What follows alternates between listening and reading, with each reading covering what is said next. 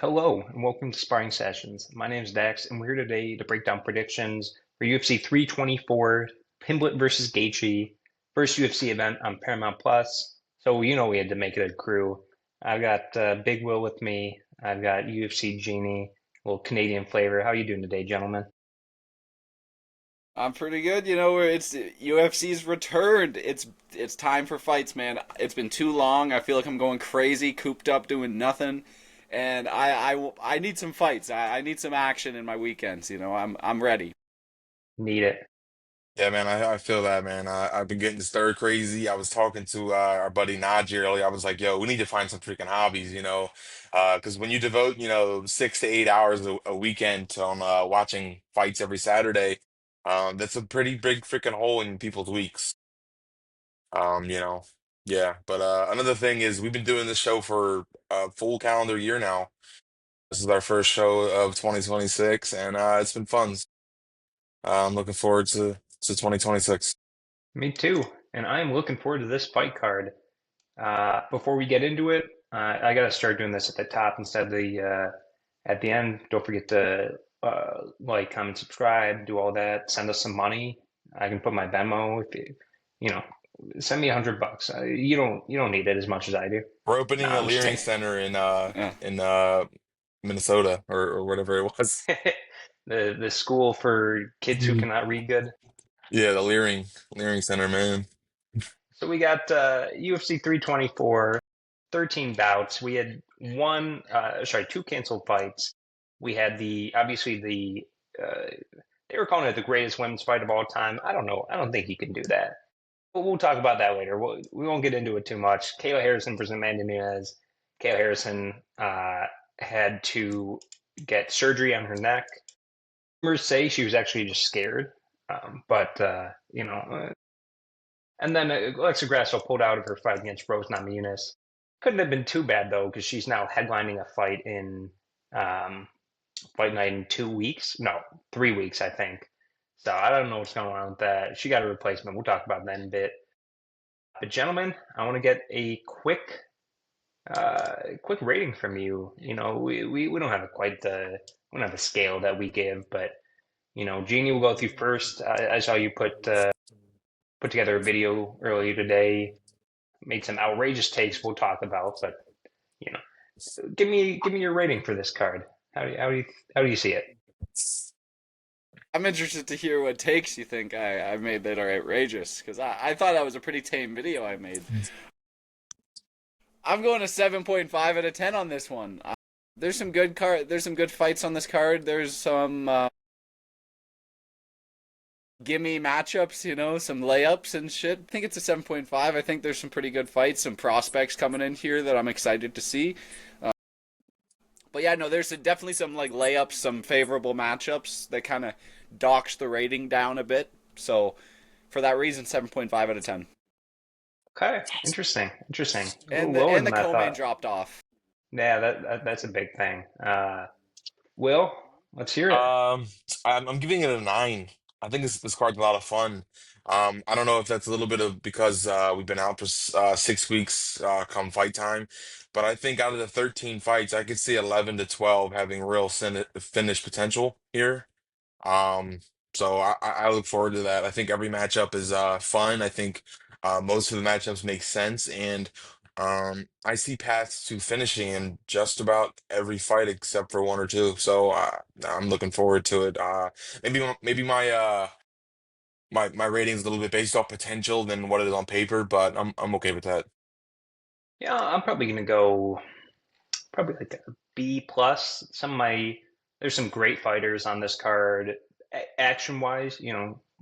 I don't think anybody's looking at any of these fighters and saying, "Wow, these guys are going to be maybe one guy, maybe, but top 25 all time or go to their divisions or something." But we got a bunch of guys, a bunch of vets, up and comers. Going to be some great fights. And let's jump right in. Why don't we? We'll start from the bottom. You know how we do. The Save the best for last. You're gonna Yeah, make me wait for the quote, man? God. wait for the quote. I'll give you a hint on the fight. It's the heavyweight fight. one of the Okay. heavyweight fights. Okay. Um, Jumping right in, first fight of the night, welterweight, Ty Miller versus Adam Fugit. It's not Fugit, no matter what anybody tells you. It's Fugit, all right? Uh, Ty Miller is making his debut off Dana White's Contender Series, where he beat Jimmy Drago. Adam Fugit is on, oh, it's only a one fight losing streak, excuse me. He got knocked out by Islam Dulatov last time out, not that long ago, actually. Ty Miller's your big favorite, minus 400, plus 310 for Fugit. Huge age gap, 25 for Miller, 37 for Fugit. Reach, height, pretty similar. So you know how we do it when we have a big crew. We go in a circle. I guess we do that anyway. But I went to Jeannie for the rating first. Let's go to Will. Anything here we need to spend a long time on, Will? Oh, I don't think so. I think what we're gonna see here is probably a bit of a demolition here. Fugit's a bit older, a good amount older. I think that um, Miller is just gonna box him up. I think he's gonna hurt him real bad with the hands and put him away early. Give me Ty Miller by TKO with his boxing in the first 4 minutes. Yeah, I'm with you. Funny enough, people might look at Ty Miller's record and say, only 6-0. He's got a no contest in there. I poke whatever. Doesn't have a ton of experience. Uh, He's got two wins over guys who I would call UFC caliber. Eric Nolan. You remember that guy who got called up and debuted against Sirskaev, and Jimmy Drago. Jimmy Drago was hot shit this time last year, and he beat both of them. Yeah. Granted, split decision against Eric Nolan, but who's counting, right? I think Ty Miller comes in here, destroys Adam Fugit. Genie? Is Adam Fugit a vet status at this point? Is this guy a crafty Two, vet? 2-3 in the UFC. Have you looked at it? What am I saying? Could if you hadn't looked, could you name me either of his wins? I mean, no, not really. One was like a They bad don't. like split decision. Yeah, Yeah, Uh, yeah. But I don't know. anyways, I think yeah. you're a vet if you get onto your second contract. He's on a second contract in the UFC. I'd say he's a vet if you get another contract. Yeah. I do think Tyler Miller wins this fight. I don't think it's like a round one destruction type thing. I'm not entirely sold on like his hands yet, based on the Contender Series fight. It took like he went all 3 rounds, and I think he does win this fight. I'm just saying it's going to be a bit longer than you guys made it out to seem. I'm saying a round two, like end of round two, over 1.5 rounds, end of round two TKO win for Tyler Miller. That's my pick. yeah. We will talk about some of the over-unders later in the week on best bets. Next up, men's bantamweight, Cameron Smotherman versus Ricky Tercios. Smotherman, the babyface killer, is going to be 4 years younger. He's going to be your favorite, minus 220. Tercios, I could have sworn he had a nickname. It doesn't say any nickname on Tapology, but I feel like he got called Pretty Ricky by Bruce Buffer at one point. No? Never heard that? I don't think so. Maybe different Maybe it's Ricky. Karate Kid. No, maybe. He's your underdog plus 170. He's going to have 2 inches of reach. Jeannie, you're up next. Again, much to talk about here. Not really. I don't rate Ricky Tercios that heavily. He doesn't have any part of his game that's to look out for. Like he's kind of a wonky striker on the feet, like doing a lot of feints and like moving his body in weird ways. I think Cameron Smotherman's going to be able to figure him out. He's too polished. The one thing I'd look out for is like Smotherman doesn't shoot takedowns at all, so he's kind of one dimensional in that route. Like maybe Tercios mixes it up too much, and it's just like a bit too much for Smotherman to figure out. Like Smotherman is 2-1 in the U.S. or 2-1-2 in the UFC now, right? So not a great record, but I think he does get it done against Ricky Tercios. It's not a great competition. I'm saying Cameron Smotherman by decision is my pick. Yeah, I I'm thinking back.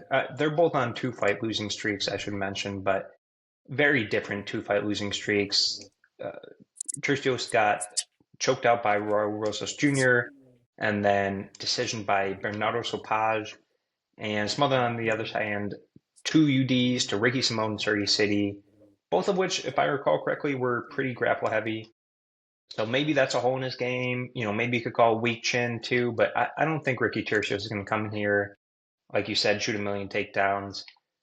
I like Cameron Smotherman. He's not somebody who I think is going to live up to the potential that maybe someone like me would have said a few years ago. But I do think he comes in here. Um, what's really standing out to me is the loss to Zahabi. I feel like it was um, for Tercios, where he just got pieced up. Not like super power shots, but he just got pot shotted. He couldn't figure out a way to get inside. Just got put up like 100 strikes on or something. Something like that would scream to me here. So I'm going Cameron Smotherman. Will? I'm going Tercios here. Wow. I think everyone and their grandma is gonna pick Smotherman here. I was big on Smotherman coming into his contender series, and he got slept really bad by Yeah. who was that? Shar Champus Lampos. Yeah. Grigoriju. Yeah, and he didn't turn out to be anything. He got slept a few times or once other early in his career. I like Ricky Tercios's volume. I think this could be a downhill fight for him. I think he could drop the first round and win the last two. I like his scrambling ability in that Raul Rosas fight. He ultimately got submitted, but he also had Rosas in some danger. He had his own rear naked choke locked in, fully at one point. Um, I don't think that City loss is that good. Ricky Simone, that's fine. I think there was a lot of cope after that fight for Smotherman, and I don't think that's a good mindset to have. So I'm gonna go Ricky Tercios in a classic Ricky Tercios split decision. Yeah, that makes sense. I I don't think your takes are as hot. That take is as hot as that Brendan Allen take. I it could happen. It's not like either guy is a world beater, right? It's not like we're gonna be talking about the top 15 for either guy. So we Listen, move if that on. happens though, we'll be coming back to that prediction. If that ends up coming to fruition, that'll Yeah, that'll be the greatest prediction ever made on this You channel. guys, that that like will. gets crazy. He's one fight away from winning a title, from going to getting a title shot. He's one Listen, fight away. listen. When somebody who we all know reaches out to me to talk about how crazy that take was, completely separate from the podcast, Who, multiple people, who, excuse me. Well, talk I'll tell you about. after. I'll tell you after. But yeah, it's a hot take. If he beats DDP in his next fight, he gets a title shot. Yes or no? Listen, if I beat DDP in Sure. my next fight, I get a title shot, right? Come on. Let's move on before we rehash this again. We don't have time for that. Josh Hokett versus Denzel Freeman, heavyweight. The Incredible Hoke, Josh Hokett, is your big favorite, minus 250. He's going to be 6 years younger than Denzel Freeman. He's going to come in a solid bit lighter, too. He came in at 236 versus 260 for their last weigh-ins. Same height. He's going to have 3.5 inches of reach. Hokett obviously is undefeated, 7-0, coming off his debut where he knocked out Max Jimenez. On the other side, Denzel Freeman, Luke Fox, plus 200 underdog, 24 years old. He won his debut. I don't think anybody stayed awake for it. I was driving, I had it on the radio, and I almost passed out a few times. And then he had a win on LFA to win their title, and that's how he got in the UFC. Is this one me? Oh God, I have to make a pick here. I mean, the pick's going to be Hokett. The thing is, Denzel Freeman, I really do like him. I think he's got a good personality. If he were a little more exciting, he's got some good wins. Like Stephen Asplund, he has a win over Stephen Asplund. His only loss, that's a good win. Kuna is a good win, kind of. But like Denzel Freeman to me is not. the kind of guy who's going to come in here, um, mix it up, and put any kind of threat to Josh Hokett, right? Like Josh Hokett, we know what he's going to do. He's going to come out here, strike for a little bit, try to wrestle. Jimenez was a jiu-jitsu guy, so that's a little different. He's going to try to wrestle Denzel Freeman, take him down. And I don't think Freeman, maybe he stops the first two. I don't think he has the cardio or the will to stop a bunch. I don't think he's playing a guard game off his back. I think he's going to fail in the scrambles. If they just straight kickbox, maybe I'd pick Denzel Freeman, kind of weird one like his last fight. But to me, it's the athleticism and I want to say cardio. Both of their cardio is probably set, but let's go cardio of Josh Hokett. That's going to carry the day. And you're probably expecting me to shit all over him. I loved his post-fight speech when he beat Max Jimenez. I think he copied word for word a Chael Sonnen speech or Chael Sonnen call out. Well, perfect. If you're an up and coming MMA prospect, do not write your own lines. Hire Chael Sonnen to do it for you, and he'll do it gladly. He'll love it. Um, but yeah, I'm going Hogan here, and then he's going to fight Derek Lewis. Will, let's hear it. Dude, if they make that matchup at the White House card, that'd be hilarious. Because Derek Lewis is going to be on the White House card for sure. Give me Hogan here. I don't know about the line too much. I don't really know about the winning method here. It could be a decision, could be a TKO. Who knows? I do know that this is a couple years back in PFL. He lost to a guy that's like light in the britches. He's got a big frame, but he got grappled up by a guy named Isaiah Pinson. It's not that great. He's a light heavyweight, and he's not nearly as thick as Denzel Freeman, and he had success there, if I remember correctly. Yeah, give me Hogan here. I don't know about the specific way of winning, but give me Hogan to win. Yeah, We don't I'm have to okay with figure that. that out until Tuesday, right? Best bets. Genie, round us out. Yeah, it's got to be Hokett. I mean, Denzel Freeman, that first fight in the UFC, did nothing to show Yeah. me that he can impose his will on someone. It was like a very boring. It was like a sparring session, like if you're told to go light. It was Shout very, out. very, yeah. There you go. We got one. We got one. But yeah, no, it was just a boring fight, and I think Josh Hokett will not let that fly. He's gonna be going for a finish, and you guys won't say it, but I'm saying that Josh Hokett's finishing Denzel Freeman by TKO in the first or second round. Yeah, probably. Probably. It's heavyweights, man. Unless you're throwing out Derek Lewis or Tom Aspinall, it's heavyweights. Come on. What are we talking Yeah. about here?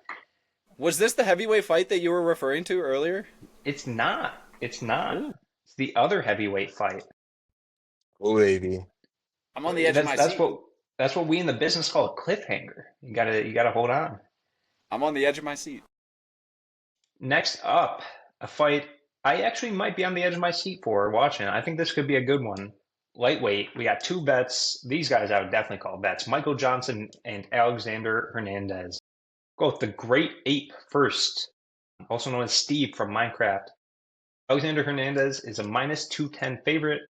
He's going to be 6 years younger than Johnson at 33. He is on a four-fight winning streak, most recently knocking out Diego Ferreira.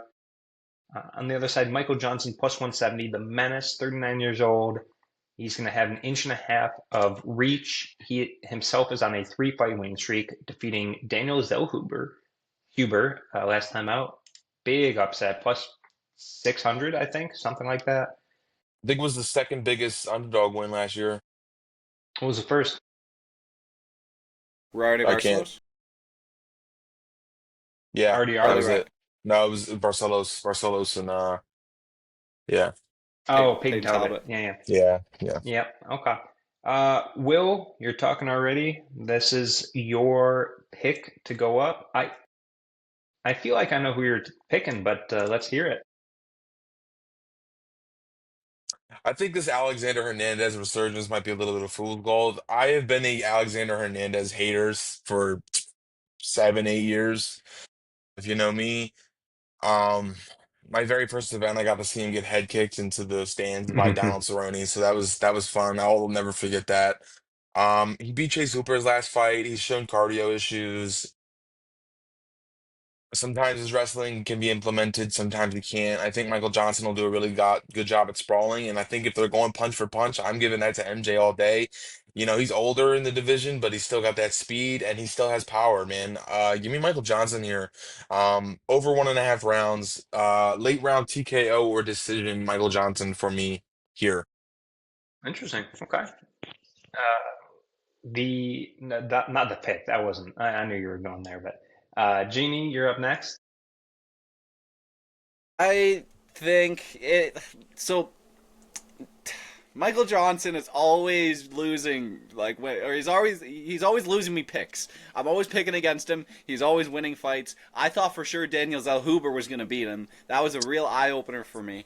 But man, he's up there in age. Alexander Hernandez has really put it together in recent times. You know, he's on a 4-fight win streak. Just knocked out Carlos Diego Ferreira, who beat Michael Johnson by knockout. You know, like if we're adding these up, man, what are we getting to? I think Alexander Hernandez, he's at a point in his career where he's there's much more potential for him to continue his run than Michael Johnson, I think right now, who's 39, nearly 40 years old. He's got to have a fall from grace at some point, man. It's got to happen. And Alexander Hernandez hits hard. Michael Johnson's chin has been, I've been saying it, man. It's questionable. He's got these Ottman Azaitar matchups. You know, I thought Daniel Zellhuber was going to be able to do it, but no. I think Alexander Hernandez knocks out Michael Johnson in the second round, first or second round of this fight. That's going to be my pick. Man, I if you're do. talking about MJ, if you're talking about MJ shit in the bed, Hernandez knows a thing or two about shit in the bed. You know what I mean? Uh, Both of them definitely do. Both of Yeah. them definitely do. I think. I think it's going to be an early knockout. I think second round, not early, but early for both of these guys. I'm actually going Michael Johnson here. I think he's got the power advantage. I was there for the Ottoman Zaitar knockout. That was Oh such a yeah. brutal Yeah, we knockout. were. Um, and I mean, the Darius Flowers win, that's better than anything Alexander Hernandez has on his resume. Um, no, I'm just kidding. I think he can catch Hernandez here. I don't think wrestling is really going to come into play here. Uh, Maybe just that extra tiny bit of reach, maybe just a little more power.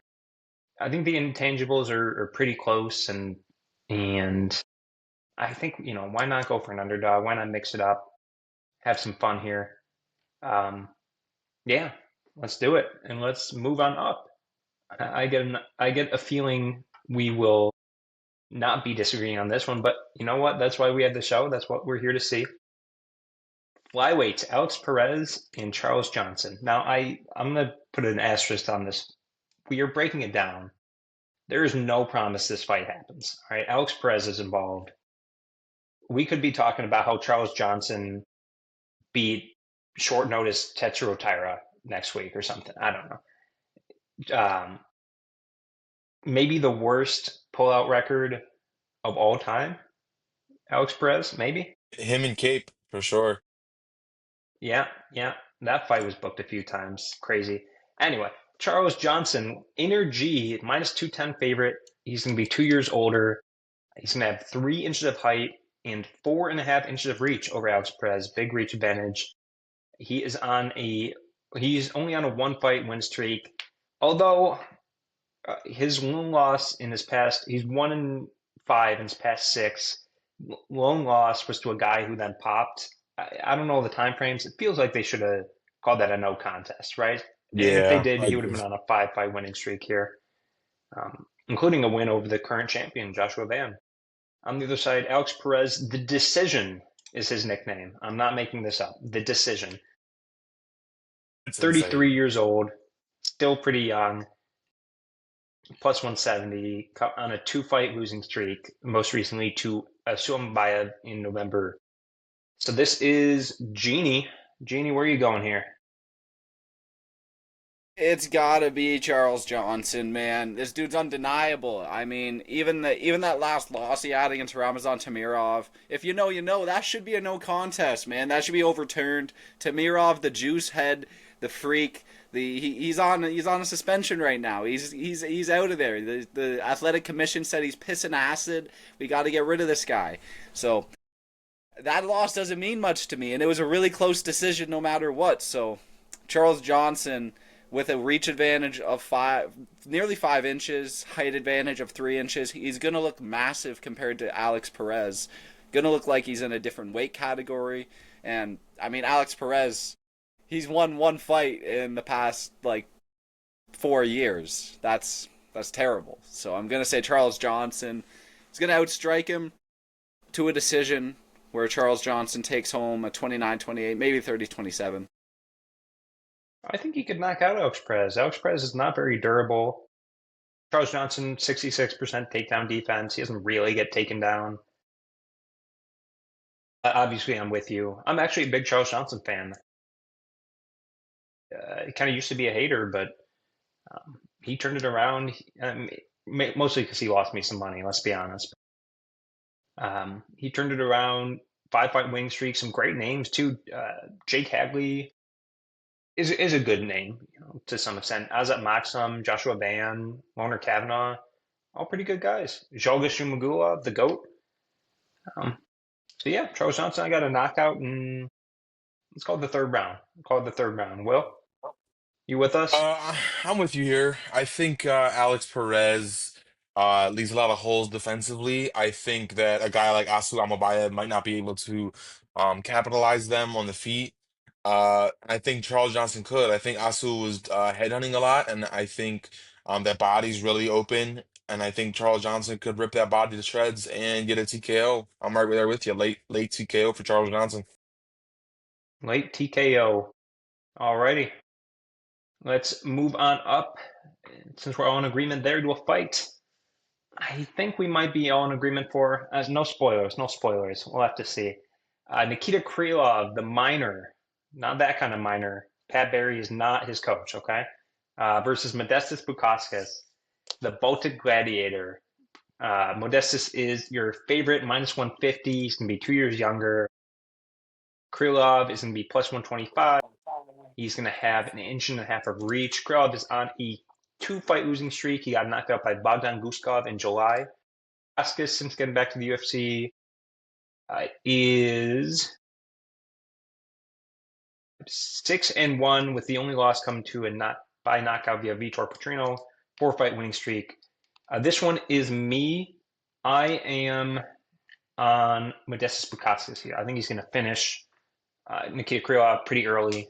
Krylov is one of those guys where I always talk about it.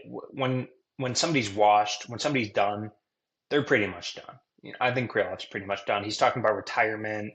He's not an old guy. I mean, 35 or 33 at light heavyweight is like, I don't know, 20 at flyweight essentially. But I think he's done. I think his chin's gone.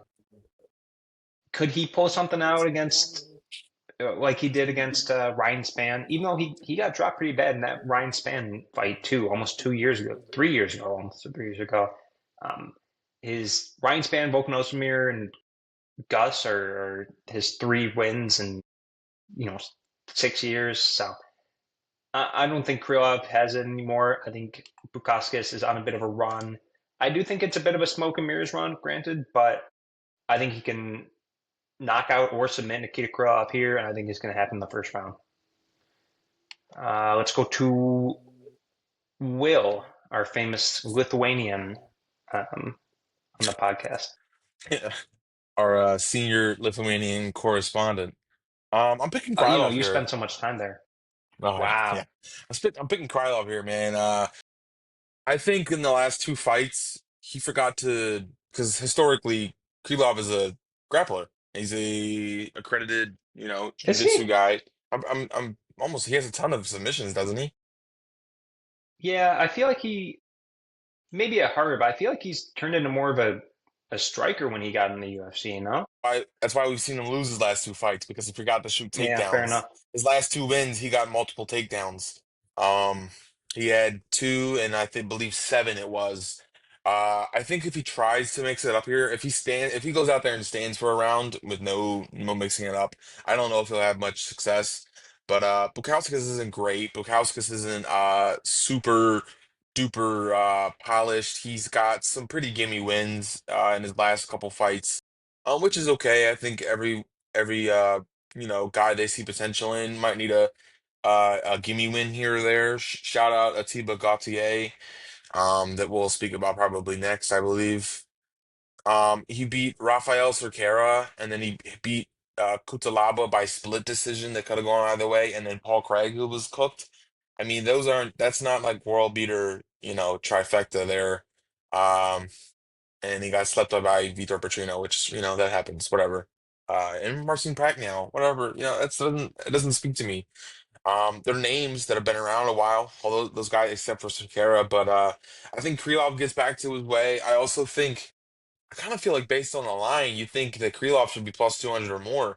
Because I don't think many people are going to be on the side of Krylov here. So that line's a bit sus. Maybe they're begging you to take Bukowski's into the line. Maybe Vegas is back in Krylov, but that's a you know in-depth conversation. But yeah, give me Krylov here. 84% on Tapology for Bukowskis, only 16% for Krylov, which you'd think would be, in fact, like minus 250, but no. It's interesting. Genie, tiebreaker here. Let's hear it. I've got Modestas Bukauskas to win this fight. I think Krylov maybe a few years ago, but I can't trust that chin anymore. He's been put out 2 times in the past year. And the Bogdan Guskov one was, I don't like seeing a guy go out like that. I think Modestas Bukauskas has power behind his hands, and I think he's going to be able to find the chin of Krylov, which it's pretty beatable at this point, pretty knockoutable. So we're saying Are you Modestas forgetting a Bukauskas round letter? one TKO. Are you forgetting a letter in that last name? Modestas Bukauskas? who? Bukaus? Modestas Bukauskas? Bukauskas? Close. We're almost I've there. tried, Will. I've tried. Bukau? Uh, Bu- Bukau? Bukowskis. Bukowskis. Bukowskis. I was saying it right until you mentioned it. Now I'm like second guessing every I letter, said man. I feel like You Kai said Cenat. Bukowskis. You started giving it an extra all right, all K in right, there.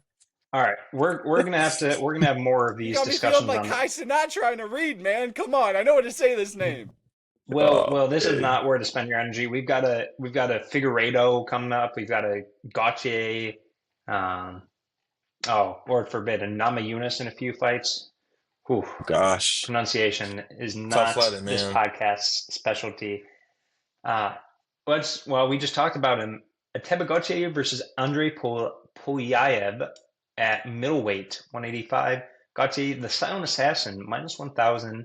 He is a huge favorite, 5 years younger, and he's going to have 3.5 inches of reach over Polyaev, plus 600. Still only 28. It's only 28. It's pretty good. Gauthier is undefeated in the UFC, 3-0. He beat Tristan Vines by KO back in October. Shout Puyaev, out. on the other hand, is 1-1. He beat Nick Klein back in August. I had that, by the way. Nobody's getting Nick Klein or Puyaev any love, and your boy here got that one exactly right. Um, anyway, let's. Whose turn is it? Will, is there any reason to look at the plus 600 underdog here, or are we going first round knockout? I don't think we should spend more than 3 minutes collectively on this fight. Give us Gautier by knockout in the first round. Pulayev is a bit of a nothing burger, who beat another even less than nothing burger in Nick Klein. Mm-hmm. Uh, hindsight's 2020. I picked Klein in that fight, but whatever. Pulayev, man, Yeah, yeah. he's gonna get smoked here. Give me Gaultier in the first 3 minutes. Jeannie, anything to add? I will say I do think Atiba Gauthier knocks him out early on, but Puliev did go all three with CLD, who is a very great striker, but he's kind of more of a counter striker style, looking for the Okay, more perfect shot. I'm sorry. I shouldn't have Gauthier is interrupted going to you. be crashing in. Gauthier is going to be crashing in, and he's going to finish Puliev off early on in this fight. He's going to give Puliev no respect on the feet, and he's going to crash in and finish him off in the first round. TKO. I am with you. Obviously, I don't think Puyaev is anything. I mean, he's not going to be able to wrestle. He's not really a wrestler himself. Like, what can we say here? His chin is decent. Like, he only has one knockout loss. Sure, I guess he's going to get put out. This is not the Stipe Miocic to Gaethje Zingano. We're not. This is what was his name? Luis Enrique or something. Maybe Gauthier gets a sub instead of TKO if he wants, right? Let's move on. Let's move on to a fight. Weirdly, the odds are larger. Minus 1600 for Umar Nurmagomedov, plus 850 for Davidson Deus de Guerra Figueiredo. Nurmagomedov is going to be 8 years younger. He's going to have 3 inches of height, only 1 inch of reach. And on the other side, Figgy, plus 850. He's 38 years old, 5'5", a little shorter. Magomedov is on a only a one fight winning streak right now. 18-1, sorry, 19-1 overall. He beat Mario Batista in October after losing to Rob last year. Figgy, on the other hand, beat Montel Jackson back in October. 2 fight losing streak before that. This one is Genie. Genie, I gotta ask you about the odds here. Minus 1600 for Umar. Should this bigger than the type of Gauthier? Should this be the case? I mean, no. Realistically, no. They should not. It should not be bigger than a TB Gauthier because that he should always be the biggest favorite on the card. I feel like no matter Yeah, what. That's just a meme at this point. Give him minus 5,000. No one's yeah, taking that money yeah. line anyways. But Umar Nurmagomedov, he's for sure I think gonna win this fight, and that's kind of why. That's kind of why I think it's those those odds are that heavy.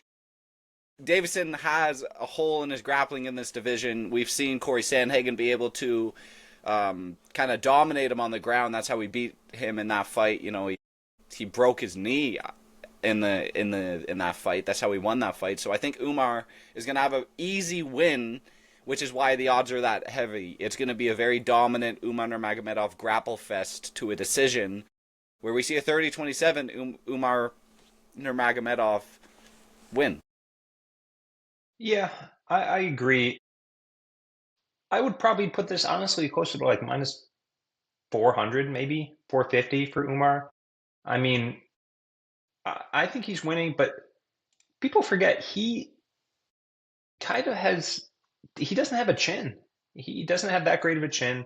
He got knocked down by Beksat Almakhan. If I remember He's got correctly, hands though. he does have hands. He does have hands himself.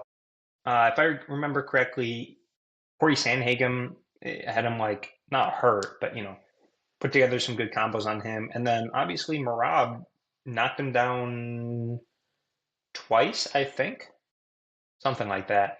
Uh, so Figgy could knock him out here. The odds are crazy for a former champion, for a guy who is not washed, like he's not super washed. He just got to win against a young guy. I think it's going to be a boring top control as long as Figgy doesn't pull any crazy shit like he did against Corey. And although I don't think Umar Nurmagomedov is as well versed in 50-50 leg entanglements as Corey Sandhagen is, so maybe that's something. I kind of doubt it. I think this will be maybe Figgy gets a few shots on the feet, maybe some good leg kicks, and then Umar just sits on him for 3 rounds essentially. Will, any divergence here? Nah, give me Umar here. I think he's gonna finish Figgy though. I think at those odds, you always have to back a finish. Sometimes that can mean someone knows something you don't. You know what I mean? Yeah, give me Umar here. I think he's really gonna push for a finish to, try to snub O'Malley out for a title shot. But I think whoever has the most impressive Ooh, um fight here or win here on this card will get the title shot against Jan. And I think they're gonna keep Marab on the back burner until they get another fight with one of these two guys here between Umar and Sean O'Malley against Peter Yan. So yeah, give me Umar here. I think he's really gonna push a pace that probably could gas Figgy out.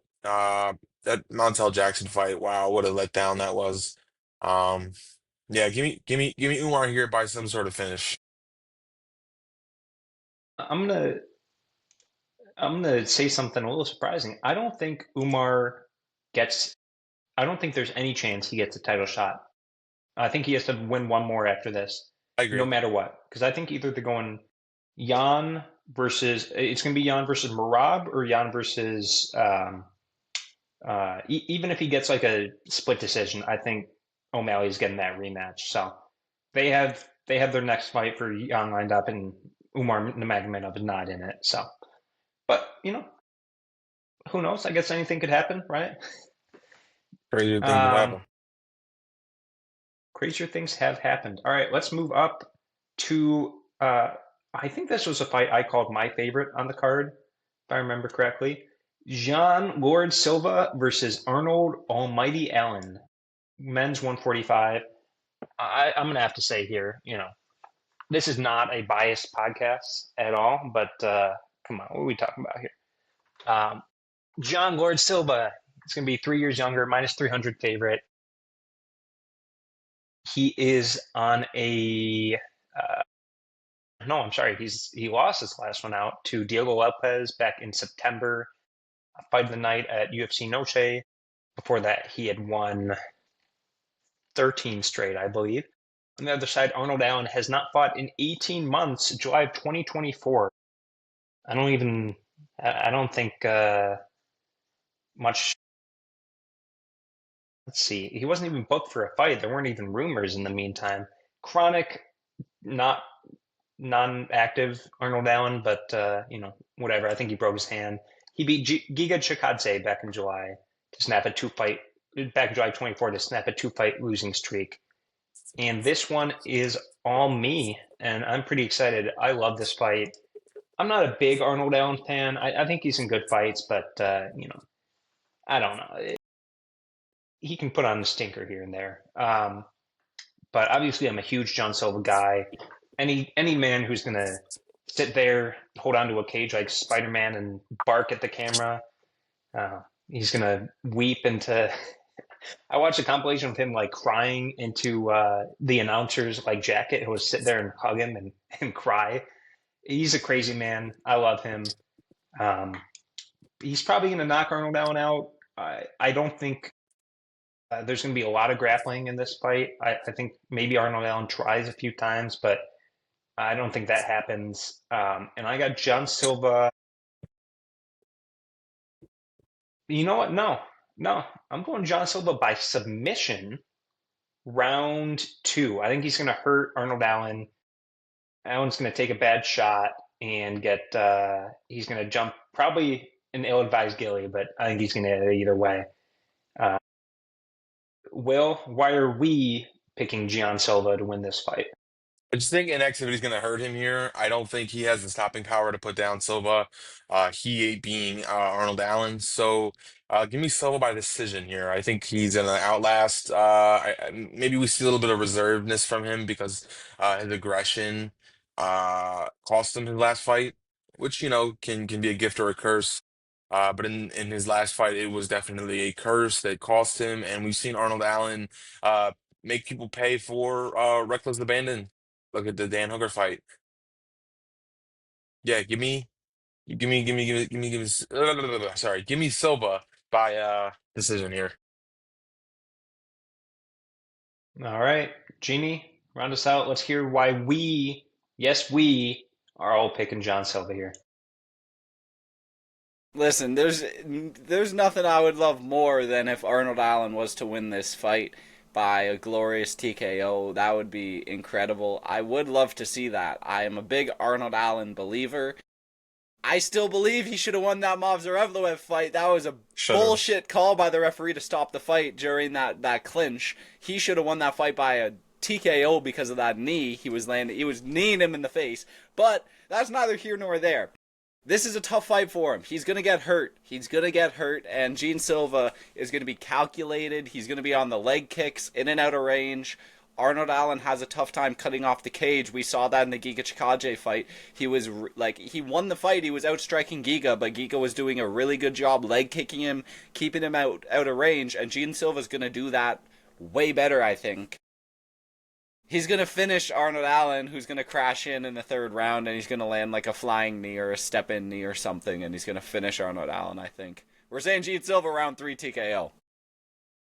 That's my Yes, pick. we are saying Gian Silva.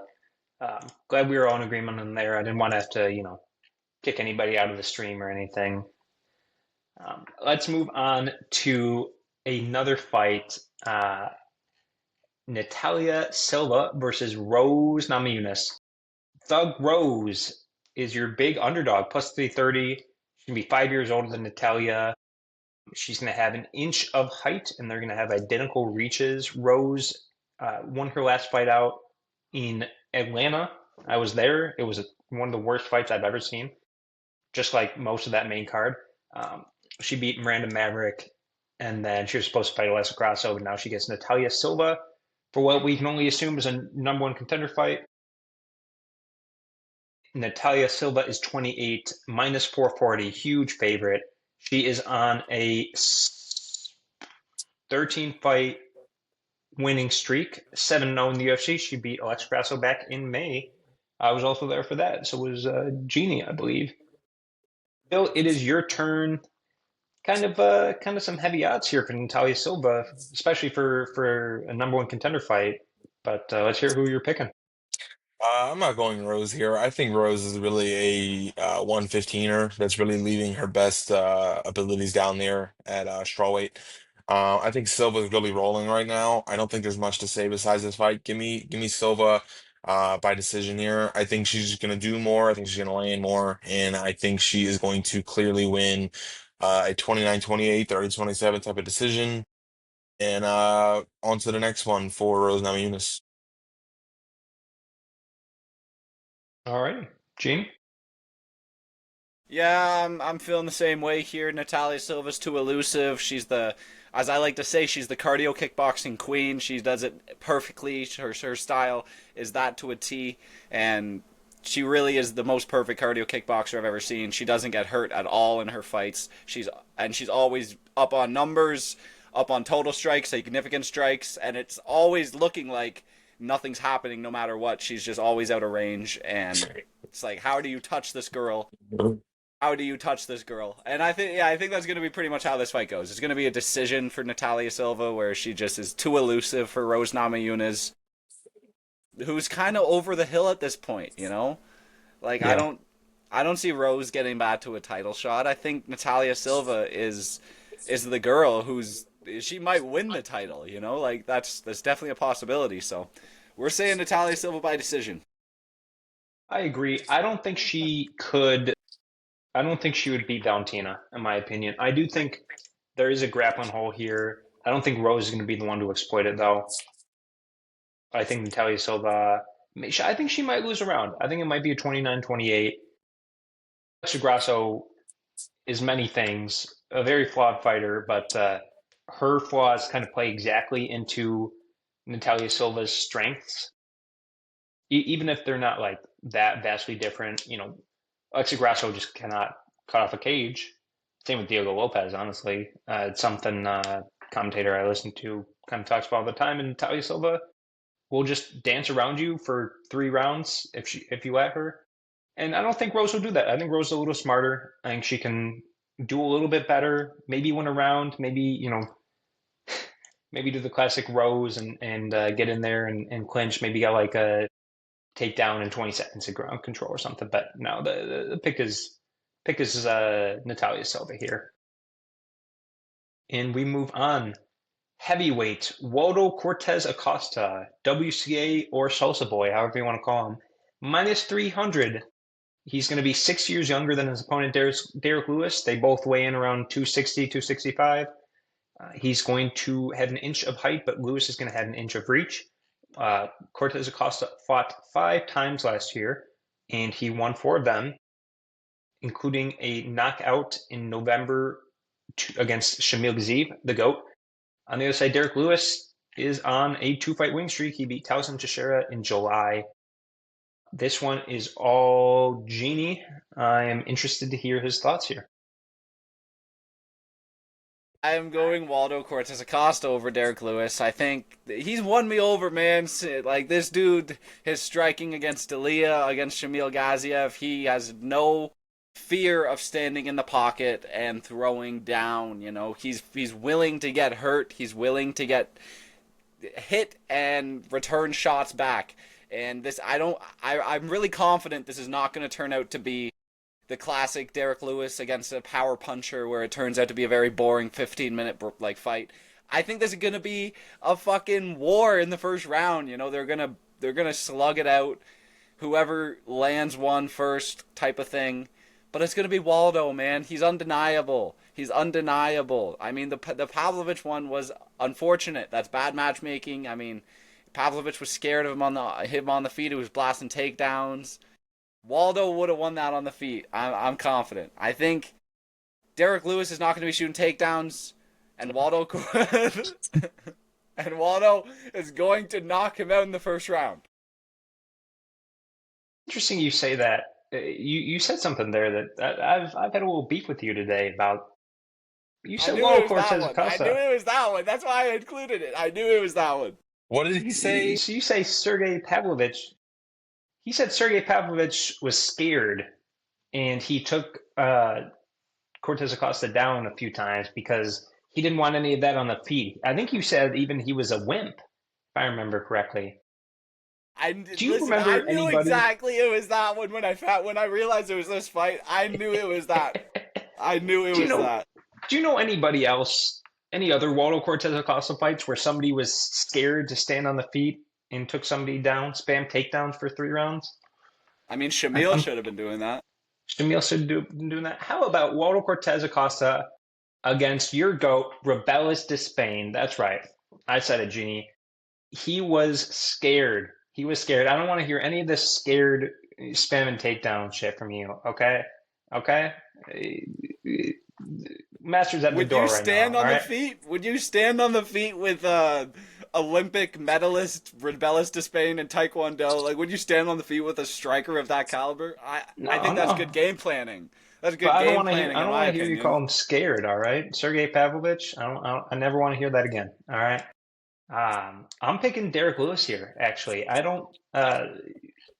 Say what you will about the Ante Delija fight. He did get eye poke. That was why it got finished. That first time. But he did hit him, and he did hurt him a little bit. And so did who was it? Was it Ryan Spann? I think. No, it was Andrei Arlovsky who kind of like hurt him a little bit on the feet. I don't think WCA's chin is phenomenal. I think they're going to stand on the feet.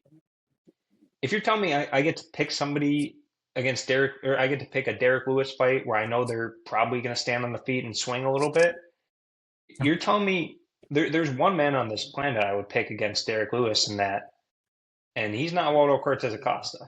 So I'm going Derek Lewis here. He's going to beat WCA and he's going to fight, I don't know, John Jones at the White House or something. Who knows? Will, I get the feeling you're on a similar path as I am here. Um, I think Waldo Cortez Acosta is feeling himself based on his last two fights. I think he's down to throw his hands. I think he's down to stop moving his feet and trade in the pocket. Uh, that's a little bit different than when we first saw him come into the UFC. And if you are not moving your feet and you are trading in the pocket against someone like Derek Lewis, if he hits you, you're going to sleep. Um, that's why I am picking Derek Lewis here. I think he's going to come out and have zero respect for Derek Lewis. I think he's going to come out and try to put Derek Lewis away immediately, and he's going to get fucked. So give me Derek Lewis. Love it. All right, moving on up. Co-main event of the evening. That's right, I said it. Sean O'Malley is fighting Yadong Kung Fu Kid Song. O'Malley, former champion, is on a two-fight losing streak to Marab for both of them. He got finished last time out in July. Minus 210 favorite, plus 170 for Yadong. He's going to be 3 inches taller and have 5 inches of reach over Yudong. The only superlative we'll call it for Song is he's going to be 3 years younger. Song himself is only on a one fight winning streak. He beat Henry Cejudo back in February. Before that, he lost to Peter Yan, both by decision. This one is me, isn't it? It is. I think Sean O'Malley is going to knock out Yadong Song here and then get a title shot. I could have worn, I could have guaranteed this. Listen, I could have guaranteed it and worn my Sean O'Malley shirt. I just couldn't. All right, there's a few people on this fight card who I have shirts of. I wanted to make sure that Lord John Silva, Lord Assassin, whatever his nickname is now, got that dub. But I do think Sean O'Malley gets it done here. We all know one of his Achilles heels is grappling, right? The other one, he can get struck up a little bit on the feet when he gets put in a weird rhythm. When I'm trying to find an example. There's a Cheeto fight, yeah, but um, we'll go the Peter Yan fight. When somebody can threaten takedowns, can give you some weird looks, some kind of strikes and angles that you don't see as much. It can throw a wrench in Sean O'Malley. He likes to roll downhill. He likes to get in the zone, but I don't think Song Yudong is going to do that. He's very good, but I hear Genie rubbing his hands together, which is why I'm not going to go to him Sorry, that next. was too loud. That was too loud. Is that a slur? I think. All right. I think Yudong is a little too bread and butter on the feet to really put Sugar out of get him out of his routine, his flow. And I'm picking Sugar Sean O'Malley to beat Song Yudong by knockout round 2, and then get a title shot versus Peter Yan, maybe at the White House. I could see them doing it in Miami too. I feel like they need a main event for that, and I think that could happen in Miami. Will, let's hear it. I'm also picking O'Malley by knockout here. I think he's gonna be able to cut the angles. I think he's gonna be able to throw the shots. I think he's gonna be able to mix it up on a guy like Song Yudong. And I think Song Yudong's there to get hit, man. I think Yudong is gonna take a lot of punishment here. Um, I don't think there's much to say on Just this like a fight. I Teresa don't. Cortez fight night. Yeah, I don't know if Yudong is gonna have um the wrestling capabilities to really make it matter in this fight. Give me O'Malley. I think, oh, man, yeah, give me O'Malley by third round TKO. I think is just gonna really be downhill and just get worse and worse for Song as the fight goes on. All right. All right, Jeannie, I got to know why you're rubbing your hands together. He said, If you are what you say you are, a superstar. Listen, it's Sean O'Malley all day, man. Song Yadong's going to be crashing forward. He's going to be trying to inflict damage. He's at a 5-inch reach disadvantage, 3-inch height disadvantage. Sean O'Malley's going to be towering over him, counter-striking him, landing shots as he moves forward. Sean O'Malley's going to be out of range, picking his shots, and he's going to knock out Song Yadong in this fight. Second or third round, I'm predicting. I think Sean O'Malley stamps his mark in the division. He only lost to Merab Dvalishvili, and everyone's off of Sean O'Malley. Everyone's disrespecting this guy. He's back in the co-main, soon to be back in the main event. This guy, he's taking the belt back. Sugar Sean O'Malley, he's a superstar, and he's knocking out Song Yadong in the second or third round of this fight. Love it. Team Ride. Main event time. UFC Interim Lightweight Championship of the World. Justin Gaethje versus Paddy Pimblett. Lightweight, obviously. The highlight, Justin Gaethje, plus 190 underdog. He's 6 years older than Paddy at 37. Going to have an inch of height. Paddy's going to have 3 inches of reach. He's going to be 6 years younger. Minus 240. Paddy is on a 9-fight winning streak. He 7-0 in the UFC. He knocked out Michael Chandler last time out in April. Justin Gaethje, only a 1-fight winning streak, but he complained to his daddy, and now he gets a title shot because he threatened to retire. 1 win in the last few years against Rafael Fiziev in March. So this is one I did a little bit of a technique video on. Go check that out. Got to plug that. But I'm interested to hear. I have a question for each of you. Okay, I have a question for each of you as well as your prediction. Will will the winner of this be the second best lightweight in the world? And who do you think that? And who do you think the winner will be? No, I don't think he'll be the second best lightweight in the world because we have Saryukin out there, but I don't think it really matters since the UFC doesn't like him. I don't think it matters at all. Um, Give me Patty here.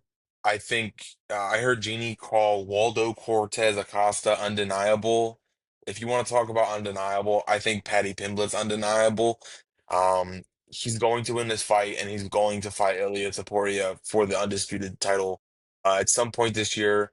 I don't know if he'll win that fight, but Patty is probably going to butcher Justin Gaethje and send one of our heroes packing home.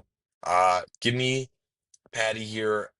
I think he's gonna latch up a rear naked choke and strangle Justin Gaethje after he probably slices his face open three or four different places. So give me Patty here. Um, Second or third round, uh, rear naked choke. All right, all right, Jeannie.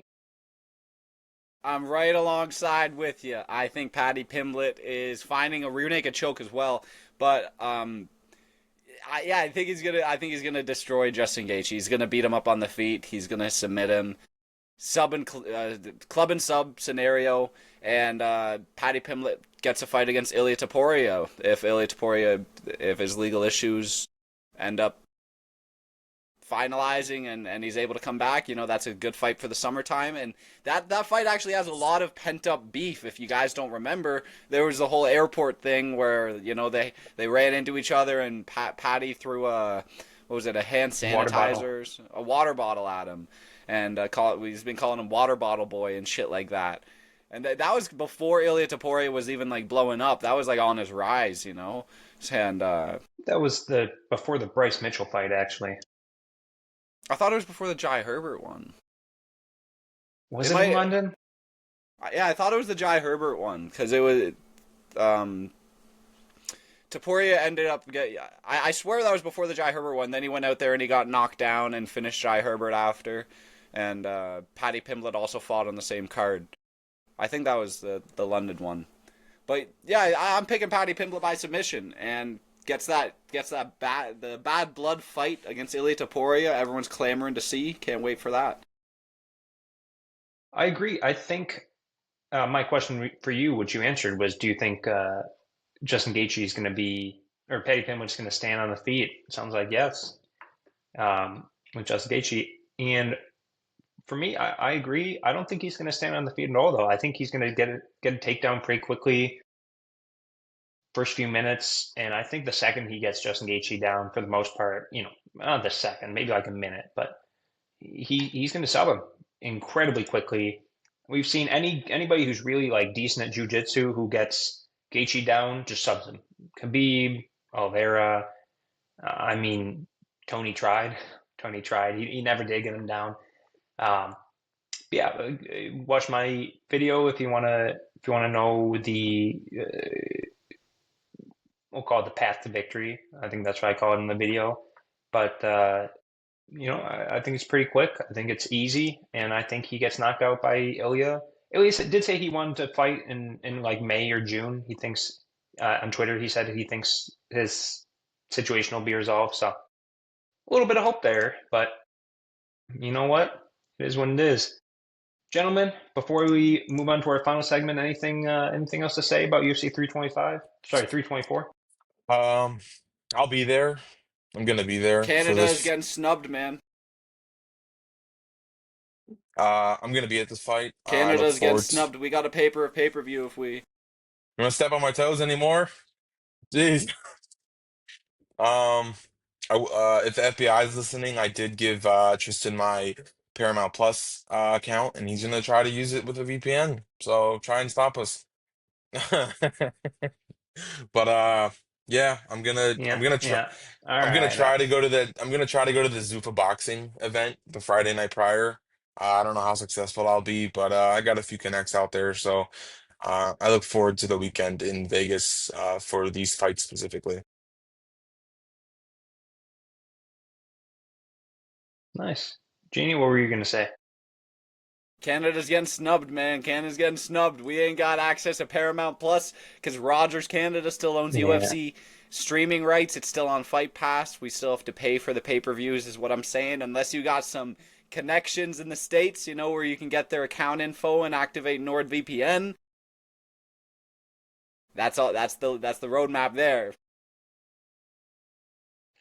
Well, that was UFC 324. Real quick, gentlemen, before we let you go, UFC 325.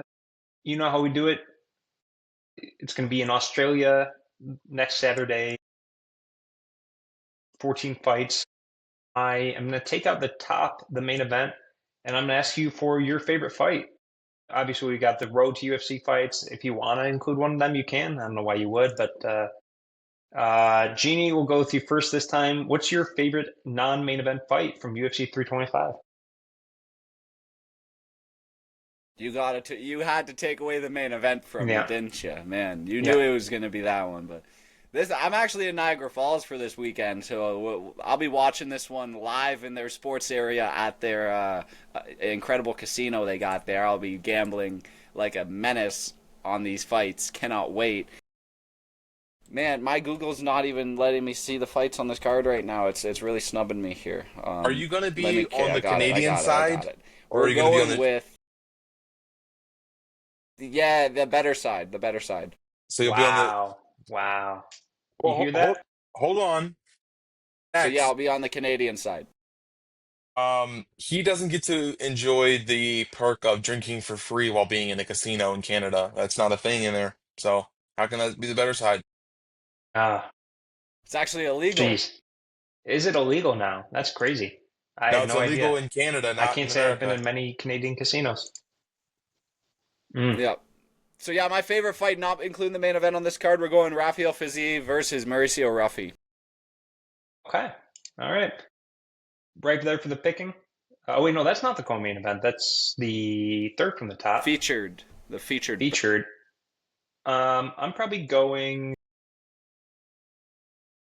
I'm gonna go Tai Tuivasa versus Tauson Teixeira.